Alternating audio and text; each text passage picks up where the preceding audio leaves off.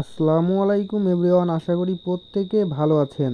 So দেখেন ভাই, মিনিফাই কিন্তু বাইন্যান্সের একটা ইভেন্ট নিয়ে চলে আসছে, যেটা 65 ঘন্টা পর চালু হবে। সো আমরা কিন্তু এয়ারড্রপ পাওয়ার একেবারে শেষ পর্যায়ে চলে আসছে। আমাদের এখন সকল প্রকার আপডেট ফলো করতে হবে। মিনিফাই টোকেন কি বাইন্যান্সে লিস্টেড হবে? কত তারিখে লিস্টেড হবে মিনিফাই টোকেন? কত তারিখে ইন্ড হবে? কত তারিখ পর্যন্ত আপনারা কাজ করতে পারবেন? সব কিছুই কিন্তু ভিডিওতে বলা হবে।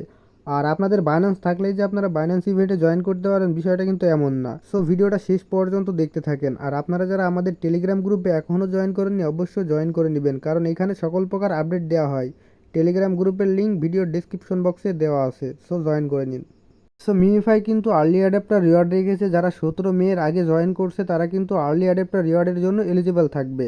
সো আপনারা চেক করবেন কবে জয়েন দিয়েছেন, বটে যাবেন, বটে গিয়ে একবার স্ক্রল করে উপরের দিকে চলে যাবেন এবং দেখবেন কত তারিখে জয়েন দিয়েছেন, এবং অবশ্যই কমেন্টে বলবেন। সো এবার দেখেন বাইন্যান্সের ইভেন্টে গেলে এখানে কি বলতেছে, MemeFi x Binance campaign is huge price we trust.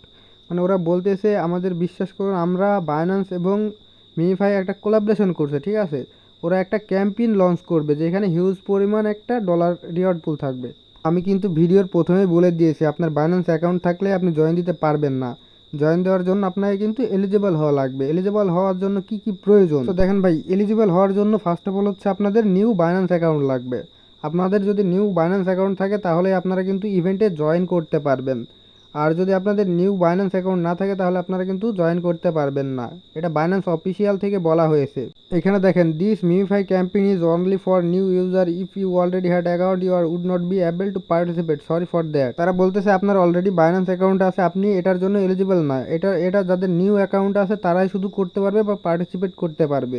ইভেন্টটা কিন্তু স্টার্ট হবে 7 তারিখে এবং এন্ড হবে 13 তারিখে। তো এই ইভেন্টটাতে একটা হিউজ পরিমাণ ডলারের একটা রিওয়ার্ড পুল থাকবে, যেখানে নতুন ইউজাররাই জয়েন করতে পারবে। আচ্ছা ভাই, আরেকটা বিষয় হচ্ছে লিস্টিংয়ের বিষয়। মিমিফাই কিন্তু 9 অক্টোবর লিস্টেড হচ্ছে না। মিমিফাই 8 বা 9 অক্টোবরে হচ্ছে স্ন্যাপশট নিতে পারে। কিন্তু লিস্টিংয়ের বিষয়ে চলেন দেখি বাইন্যান্স কি বলে। তো এখানে দেখেন ভাই, আমি জিজ্ঞাসা করছি sir MemeFi listing Binance 9 October. তারা বলছে কি দেখেন, probably after October 13 the listing will be. মানে তারা বলছে 13 তারিখের পরে লিস্টিং হতে পারে। এটা কিন্তু অফিসিয়াল আপডেট, তারা কোনো ডেট দেয়নি, ঠিক আছে। বলতে 13 তারিখের পরে লিস্টিং হতে পারে। এখন শিওর না যে 13 তারিখেই হবে, 13 তারিখের পরে লিস্টিং হতে পারে। তার মানে কি, মানে বাইন্যান্সে কনফার্ম, একেবারে 100% কনফার্ম লিস্টিং হবে মিমিফাই।